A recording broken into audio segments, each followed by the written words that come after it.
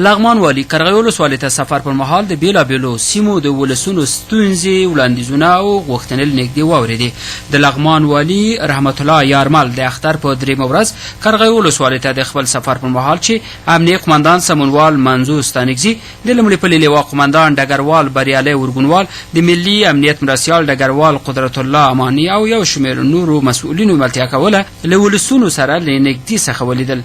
په دې ناسته کې د ولسونو په استازوالۍ په ولسي جرګه کې د لغمان د خلکو استازي جنرال عبدالمنیر ترخیل، د ولایتي شورا رئیس عتیق الله عبدالرحیمزي، د قرغیو د قومونو یووالي سرتاسري شورا رئیس حاجي حیات الله هوتک او قومي او جهادي مشر حاجي شامت خان په خپل وار خبرې وکړې.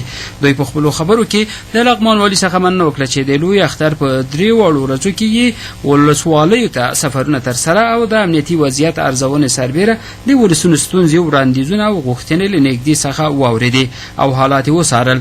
ویناوالو په خپلو خبرو کې د سولې، انکشاف، پوهنې، روغتیا، غصب مخنیوي، برېښنا، ښوونکو او شهیدانو د ښارګوټو د ستونزو حل او ګڼو نورو برخو کې د لغمان له والي ښاغلي یارمل څخه غوښتنې او وړاندیزونه وکړل.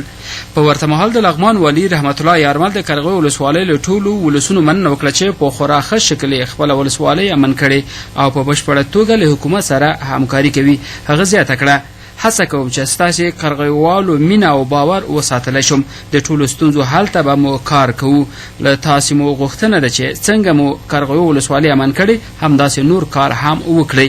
د زون او حتی د هېواد په کچه یې د امن نوم خپور کړئ تر څو د نورو ولایتونو او ولسوالیو خلک درڅخه مثبت تقلید وکړي.